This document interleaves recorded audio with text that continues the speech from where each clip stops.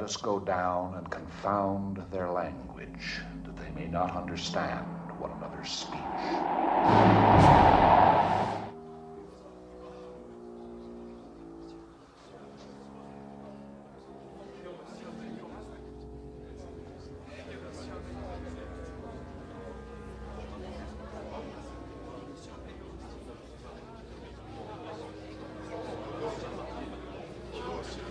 Therefore is the name of it called Babel, because the Lord did there confound their language and scattered them abroad upon the face of all the earth.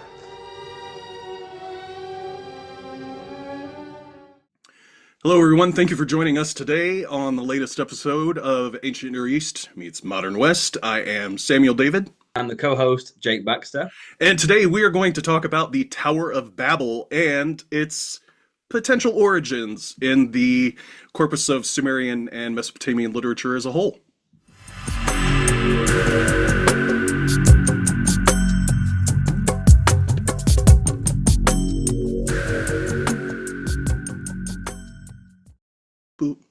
So the Tower of Babel is a well-known biblical account that's found in Genesis 11:1 through 9. And the story is significant within the biblical narrative because it pretty much explains the origin of different languages and the dispersion of humanity across the earth, and takes place in the post-antediluvian world when humanity was still united and spoke a single language. So to the biblical reader, the Tower of Babel would represent human ambition, unity, and the consequences of defying divine will. But if we look at the context of the story, we see that there are parallels between the Genesis narrative as well as the Sumerian and later the Akkadian Babylonian narratives that are written to essentially paint the picture for days gone by. So when we look at the text, the Tower of Babel occurs in the generations following Noah and the flood. And after the flood, Noah's three sons, that's Shem, Ham, and Japheth, become the ancestors of the nations. And each son has their own lore. Genesis 11:1 begins with the key detail. Now, the whole earth had one language and a common speech. This unity enabled humanity to work together on a large-scale project without the misunderstandings that different languages might cause. So, as people journeyed eastward, they settled in the land known as Shinar or Shinar, and that's identified with the Tigris-Euphrates River Valley, and is also associated with Babylon, that later became a significant antagonist in biblical history. So once in this region, the people decide to build a great city with a tower that reaches the heavens, and their motivations are recorded in Genesis 11:3 through 4. And they said to each other, "Come, let's make bricks and bake them thoroughly." And they used brick instead of stone and tar for mortar. Then they said, "Come, let us build ourselves a city with a tower that reaches to the heavens, so that we may make a name for ourselves. Otherwise, we will be scattered over the face of the earth." The God of the biblical patriarchs observed humanity's actions and recognized the potential dangers of their unchecked ambition and unity if we, of course, follow the biblical narrative. And Genesis 11:5 through 6 describes his response, or rather their response. "But the Lord came down to see the city and the tower the people were building. And the Lord said, if, as one people speaking the same language, they have begun to do this, then nothing they plan to do will be impossible for them." And this statement highlights that humanity's cooperation made them incredibly powerful, and if left unchecked, of course, they would continue striving for self-sufficiency apart from the God, and leading to greater quote-unquote disobedience. So to further prevent rebellion, the God and members of his divine council decided to confuse their language, making it impossible for them to communicate effectively. "Come, let us go down and confuse their language so that they will not be able to understand each other."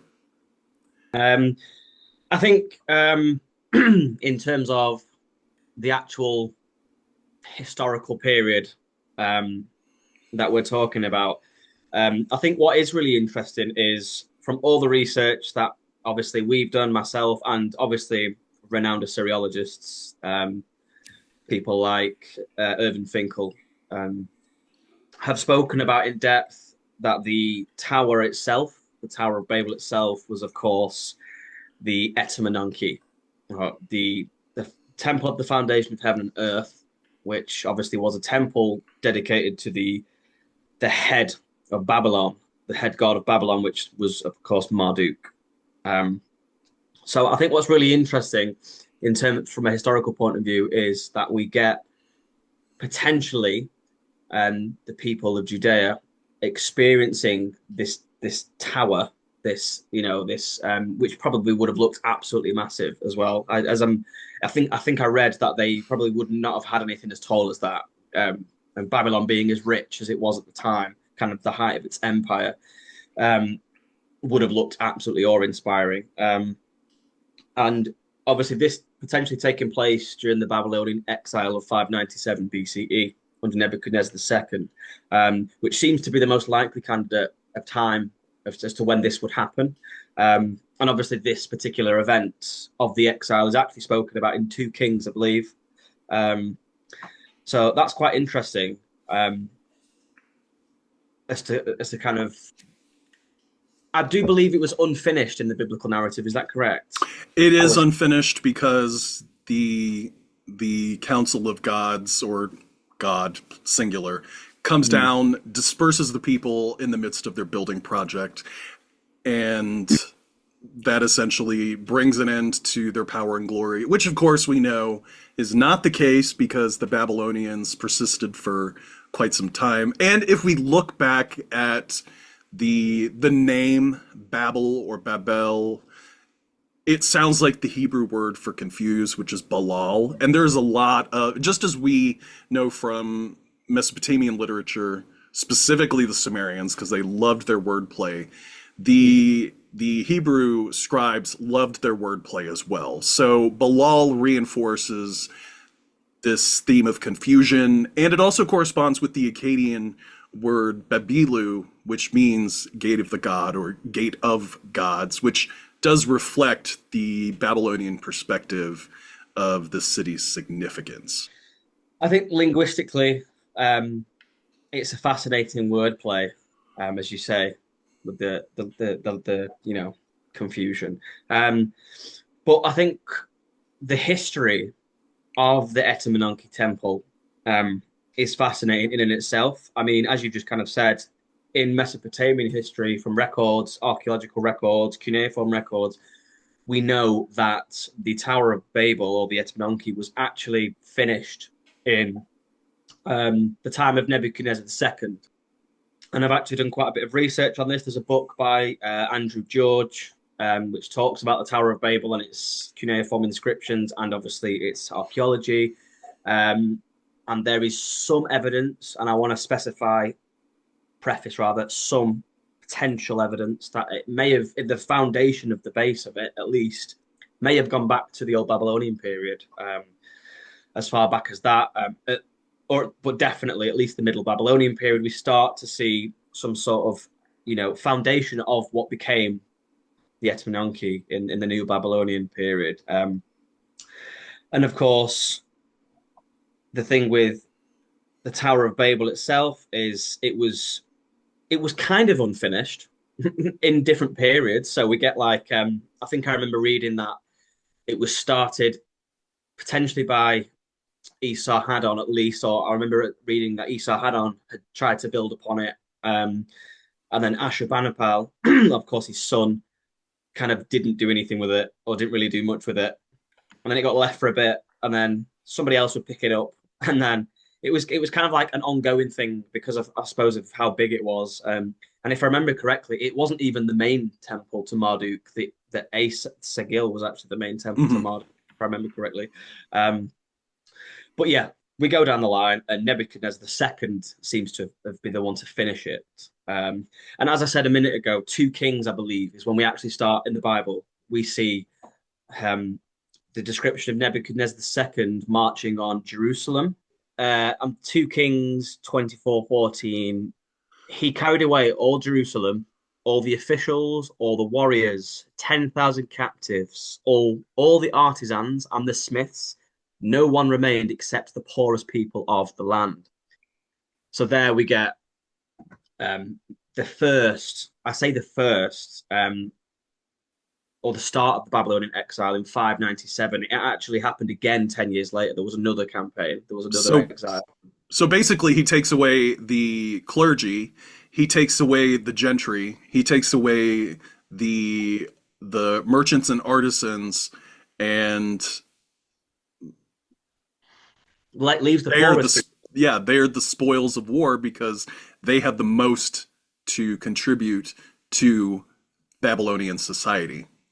And that's what's really interesting here is we actually see similar things in Neo-Assyrian Empire. We see people being deported essentially from areas, and then they would be put into areas of the empire where they would have use essentially. Hmm.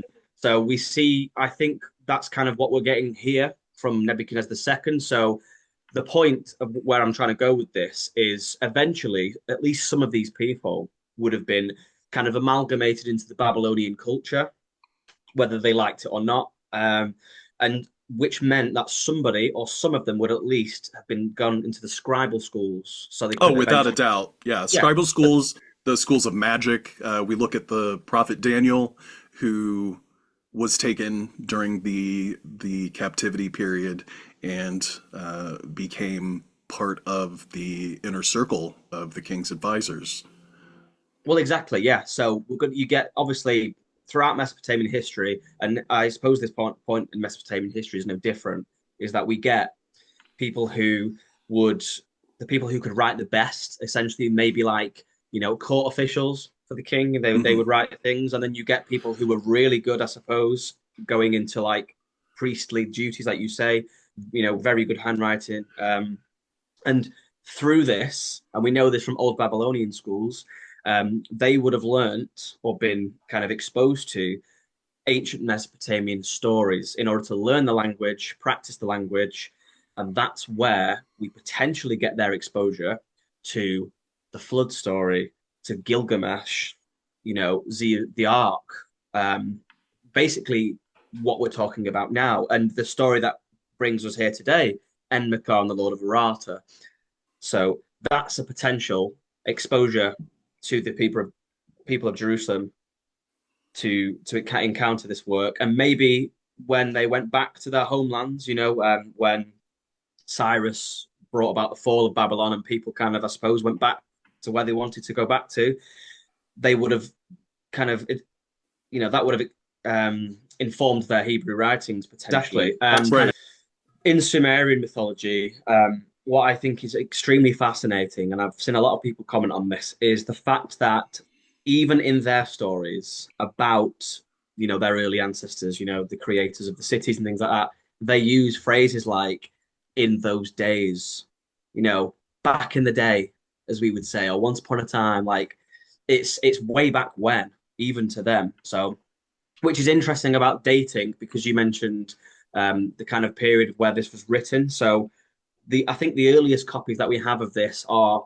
dating to around the Old Babylonian period, which is when the scribal schools that we mentioned earlier would have. A lot of the tablets that we found are from these scribal schools from the Old Babylonian period, particularly House F in Nippur.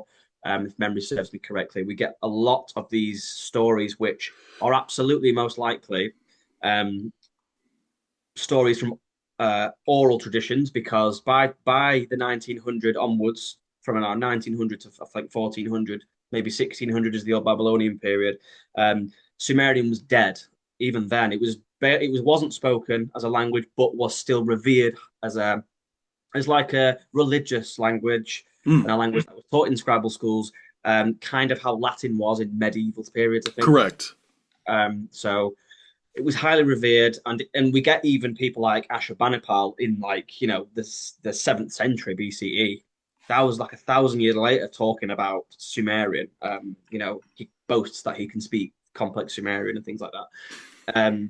So I think it really adds to the mystique and kind of the mythology. It adds to the whole, yeah, it adds to the mystique, doesn't it? That even these are all oral traditions, these are all oral stories that have been passed down and told, even in Babylonian periods. They're talking about this, which just kind of speaks to how much they revered the mythology and the language, which is superb, I think. I would agree. And when we look at Enmerkar, again, he is a larger than life figure. He is right up there with Gilgamesh. He has his reign, and then Gilgamesh is a successor to that reign, Yeah, essentially. yeah, no, that's right. So Enmerkar um, is the second king of Uruk, the dynasty of Uruk, if I remember correctly. I should know. I'm wearing the Sumerian kings list on my shirt. I should have. Um, I'm sure he's the second king of the Uruk period, and then Gilgamesh is said to be the fifth. So obviously, Gilgamesh being a little bit later in this supposed timeline. And Ainmakar is the kind of the the theme or the central character of a couple of different stories actually, and Mhm.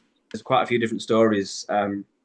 But to focus on this one, Enmerkar and the Lord of Aratta. So Aratta being a kind of distant land that you have to cross seven mountains to get to, and we don't really have a particularly strong idea of what it was or where it was. But I think there is likely candidates, isn't there? A likely candidate would possibly be Iran or Armenia, and that's based on the significance of the mineral trade that existed in the region at this time. In fact, there's one academic, Michel Casanova, who posited that the circulation of the materials used to manufacture objects of prestige, such as carnelian and lapis lazuli, they played an essential role in the networks of medium and long distance trade in the societies during the Bronze Age. And this, of course, carried on into the Iron Age. And what's interesting is it's these particular regions of the world where the Harappan cultures come from. So we have Harappa, we have Mohenjo-daro, we have Chanhu-daro, and we know that there was trade specifically with these regions, as well as sites in Susa or Iran, as well as Mari, which is modern Syria. So there was a distinctly known exchange network which linked all of these precious materials, all of these cultures, and this necessary trade. Absolutely. And I think that segues quite nicely, Sam, if I do say so myself, onto the intro of Enmerkar and the Lord of Aratta, um, which I'm happy to get into if that's where you want to go from here. Let's do it. Let's make it Sweet. happen. Let's make it happen. Okay. So um, we begin in Enmerkar and the Lord of Aratta with the same sentiment that we're talking about earlier, in those days, back in those days. So to read you a line from the text itself, so we can set the scene. So we get before the land of Dilmun yet existed, and the Eana of Unu Kolaba was well founded, and the holy Nipar of Inanna in brick built Kolaba. So essentially, we're getting before Dilmun existed, which again, if I remember correctly, is where our hero of the arc, the flood survivor, was went to live with his wife. Correct. Yeah, Dilmun. Which is now modern Bahrain. Yeah. So before this existed, and before commerce existed, it also says in one of the lines. So before commerce, which is what you were talking about, all these different places that were being traded with, all the way back when we have the story of Enmerkar being set. And for anybody who's interested, I thought I'd pick out a bit of Sumerian, just to spice it up a little bit. So we have a really nice phrase which says "Ud rea namba taraba," which basically says Udrea is literally in those days, or in that, in that at that time, in those days, and Nambataraba is basically says when the fates were determined. That's what it's saying. Can go into the grammar another time, but that's what it's saying in those days when the fates were determined. So you see this a lot in Sumerian, mythology. So an overview of the story, and then we can get into the specifics and the biblical parallels. So the overview of the story is we have this character, Enmerkar, king of Uruk, who seeks to subjugate or conquer the city-state of Aratta, this distant place in the mountains. He seeks to conquer this area, essentially, is what it boils down to. So the city of Aratta and Uruk is favored by Inanna, excuse me, the goddess of love, erotic love and war. However, it seems to be that Uruk is slightly more favored because they've built more. From what the text says, they've built things Aratta hasn't, basically. But we're not going to deal with it by causing war or any problems. So that's essentially what Enmerkar does. He sends his messenger off to Aratta and says, I've been chosen. My God says this. You need to do this for me. You need to give me this. Give me some people so you can build some stuff. Give me your lapis lazuli. Give me all these things, and we'll be sound. Of course, the Lord of Aratta, who is unnamed, by the way, the Lord of Aratta doesn't obviously relent to that and says absolutely not, but instead challenges our hero Enmerkar, and that's when we get to the kind of crux of the story. We get 3 challenges. So the first challenge, essentially, is he wants Enmerkar to kind of give over a heap of barley, but not just barley. He wants the messenger to bring it in a net. So obviously a net's got loads of holes in it. So he wants him to bring it in a net on a donkey, fairly slow animal, over these 7 mountains, all the way to Aratta. So he's not making it easy for Enmerkar, is he? He's not making it easy for him. But he does it.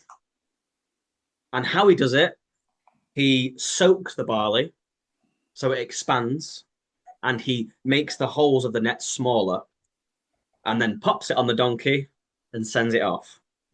And it arrives in Aratta, and what it does is it actually saves the people. It kind of feeds the people. So it mentions in the text about there being basically a dying air, like the area is sort of infertile, starve acre. It's kind of died essentially, and this arrival of barley, although the Lord of Aratta is probably a little bit miffed that he's actually managed to do it.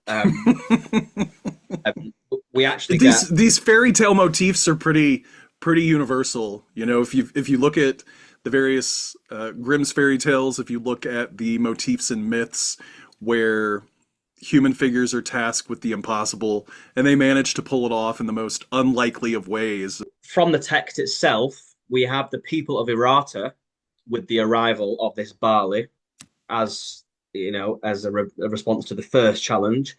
As for us, in the direst hunger, in our direst famine, let us prostrate ourselves before the Lord of Kulaba.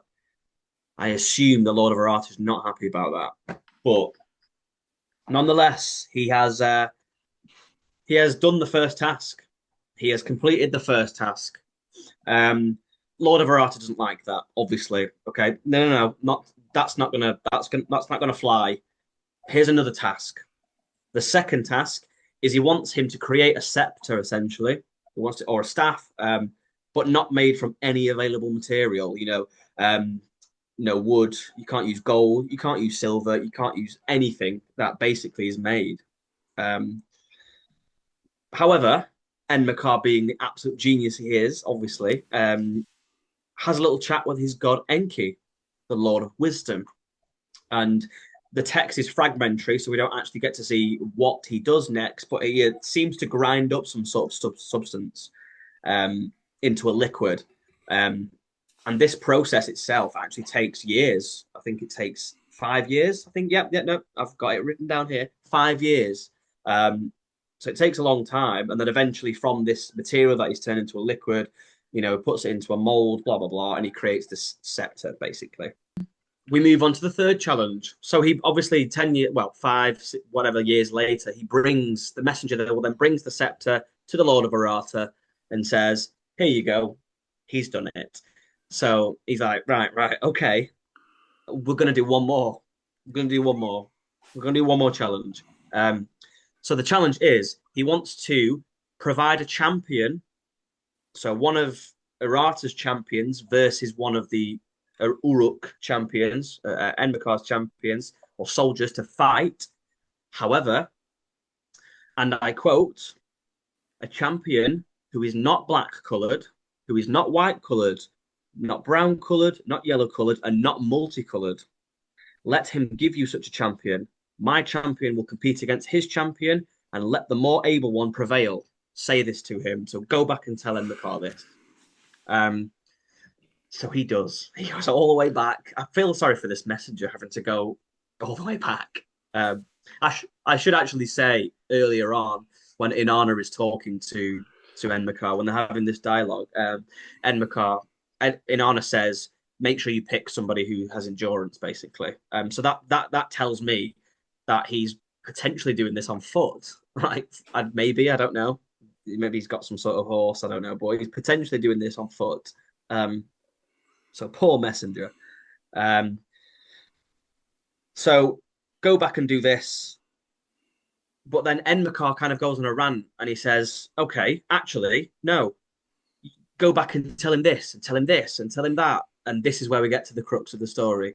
The messenger is basically like, I can't remember all that. I'm sorry. And so Enmerkar, he gets a tablet, he gets some clay, and he fashions it into a tablet, and he creates the first writing. He writes the message down on clay, and then gives it to the messenger and says, go and give him that. So he goes and gives it to him. Gives it to Enmerkar. Sorry, Enmerkar gives it to his messenger, who gives it to the Lord of Aratta, who, according to the text, he frowns at it. It doesn't actually say whether he understands the tablet, or whether he does, or whether he doesn't. We actually don't know. But he seems to get angry or frustrated.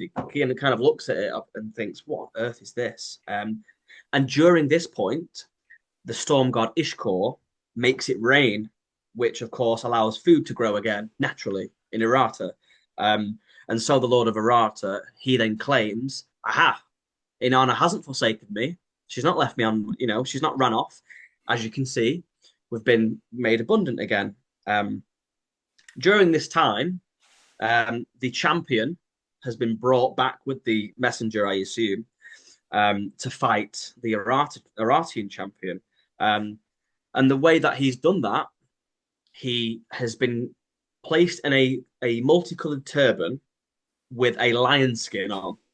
So that's how he got round. Technically it's not his skin, it's a lion's skin. So I found it. Trickery, yeah. He got round it. And again, the text is fragmentary, but it would seem that at the end of the text, we have Enmerkar's champion winning, Uruk and Enmerkar being kind of praised, you're the best. However, Aratta, you're still going to have contact with them. They're still going to be abundant. They're not destroyed. I like you both, but Uruk is the winner. That's basically the overview of the story. Now, the biblical connections actually happen very early on in the story. Obviously, we've glazed over it because I wanted to give an overview for the people who've never read this story.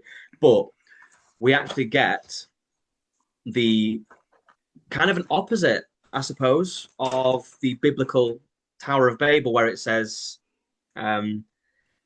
they spoke one. It says they spoke one language, So I suppose we get an answer to how that happened in this text, but then obviously it says that he dispersed, the Lord dispersed the language. He destroyed, like, got rid of all the other language. Um, but this text, so in lines 150 to 155, Enki, en geniala, en dugazeda, en yestuga, iginyal kalamake, masu dingaraneke, nyestuge, pada enedidugake, kaba eme ikor enaminin yara, eme namlulu dish imeam. Enki, the Lord of abundance and true command, Lord of wisdom and wise of the land, the expert of the gods, chosen for wisdom, the Lord of Eridu, changed the speech in their mouths, as many as he had placed there, and so the speech of mankind is one.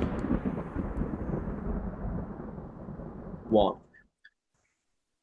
Need I say anything there? That's very parallel to what the Genesis 11:1 basically says, that they all speak in a single language. And here we have the text saying, who did that? Enki did that. Enki's the one that brought everybody together and said, right, you're all going to speak this language, which I assume is Sumerian.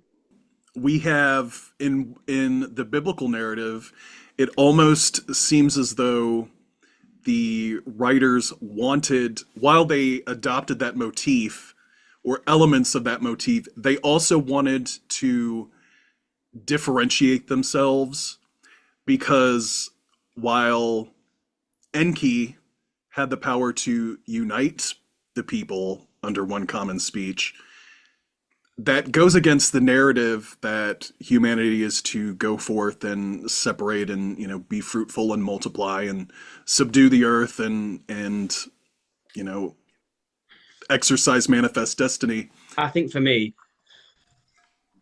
I mean, Irving Finkel in his book, The Ark Before Noah, does talk about this in quite a little bit more depth. Not this particular story, but other stories like the flood, for example, and how a lot of it's not just the placement of where people were at the time, you know, the historical events, the exile, for example. It's actually some of the language as well. Mm-hmm. Like the language seems to be similar, or like, for example, I can't remember the Akkadian phrase for it, but in the newly discovered Ark tablet that from the old Babylonian period that Irving Finkel translates, it says the phrase 2 by 2, describing the animals going onto the ark 2 by 2, and then obviously that happens in obviously the Hebrew 2 by 2, that kind of thing. And I think we're kind of getting that here. Not the exact thing, but it's saying that Enki had made the speech of mankind truly one. In the Sumerian language that is used in the actual text, it's more like saying the tongue of humanity is one, you know, which I think is really nice. But I think it's really kind of interesting to think that in the exile we get a group of people, and you know, in kind of the Babylonian scribal schools, reading these ancient texts, which by this point are thousands of years old, and I mean thousands of years old. And then we see that it's almost, I mean, we have the evidence, we have like textual evidence and things like that, you know, like physical hard evidence that there probably was some sort of transfer or intertextuality. But I don't know, it kind of harkens me back to when I think it's George Smith discovered the Gilgamesh flood tablet, and the then British Prime Minister attended his lecture when he told everybody, by the way, the stories of the Bible is not the only narrative we now have about this ancient land. Right. We actually have the words of these people themselves now, and it changes the game, flips the game on its head, you know. And I think it's absolutely fascinating. And that's what I think we're seeing here in this story. I think we are seeing that kind of borrowing or intertextuality of the language. And what really kind of gets to me, you know, when God says in or the divine council in Genesis when he says, "Look what they'll do if we let them. Look at how good they will become." And I think that's really sad. Like, look, look how well they're doing. Let's ruin it. Yeah, They're learning to be self-sufficient and independent. What can we I do to know. keep them close and reliant upon us? What can Yeah. we do? And what's really interesting about the Tower of Babel story as well is that in the culture or the place of where it's set at the time was, of course, very different to how they were portraying it. So there wasn't a single language in this Correct. period. In the Babylonian exile period of 597, you had not only did you have, well, Sumerian was dead, but you had things like Akkadian, different dialects of Akkadian. So you had the Neo, like kind of Assyrian dialect, and then the Babylonian dialect of Akkadian. And then you have other languages that from people that would have come from like Iran, for example. So you have the Elamites, the Ugarit language, and just to name a few. I just in terms of the biblical parallels, what do you think about? What's kind of your thought process on the, I suppose, timeline? I think I discussed with you at some point as well that apparently Moses is said to have written Genesis in what, 1400-ish BCE? Which is interesting because, if we were to take that as a literal fact, how would Moses have also known to write, the events leading up to his death? Was he like tearfully wiping away tears as he writes that he won't get to see the promised land? Yeah, it's obvious if we are not to take the Bible literally, and if we were to read it as a collection of cultural myths, and I don't say myth as in something to dismiss. Myth isn't something that informs the people of their own culture. It informs others of that particular people's culture. It also gives the people a touchstone in time to say, hey, we did this, we did that. This is where we come from. But when we look at the actual narrative of Genesis, we see that there are, especially in the early writings of Genesis, we see that there are multiple narratives. There's the priestly narrative. There's the what's known as the J narrative. So when we pick these apart, there's some attempt to reconcile these differences, retcon one thing, introduce a new idea here. So there were numerous scribes, numerous schools of thought that informed these particular texts. Why is Babylon wicked? Apart from people like Nebuchadnezzar, stealing people quite literally, and there's even, I'm pretty sure the Assyrians are mentioned in the Bible too as well. Sennacherib, I think. What makes it a kind of figurehead? In the Babylonian exile, we have the upper middle class to the 1% who have been taken captive.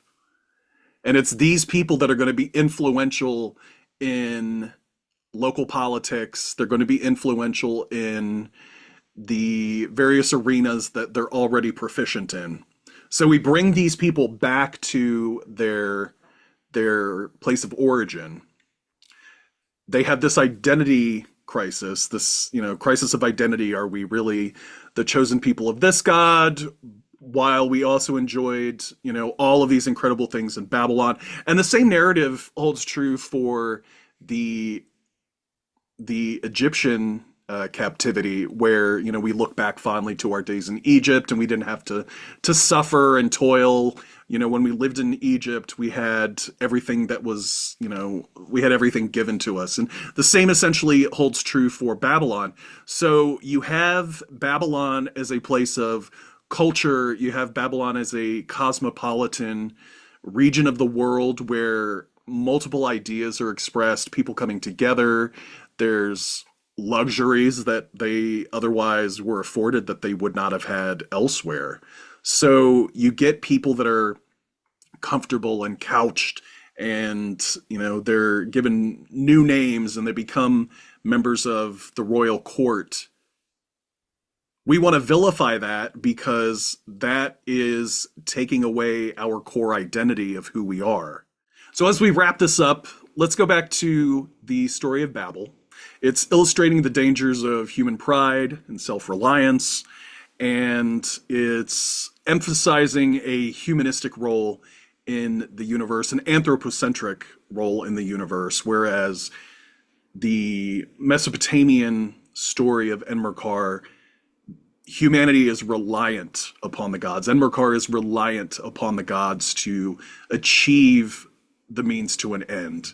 And when we look at the Babel narrative, what's interesting is this language diversity is emphasized as a means of controlling the people. But when we look at the Enmerkar narrative, the unification of languages is emphasized as a means of perhaps taking the reins of civilization and ensuring that communication is maintained across all lines as a means of not just maintaining human order, but also adhering to divine order and establishing and maintaining diplomacy. Because if you're not able to communicate with your neighbor, obviously it's going to lead to conflict and turmoil.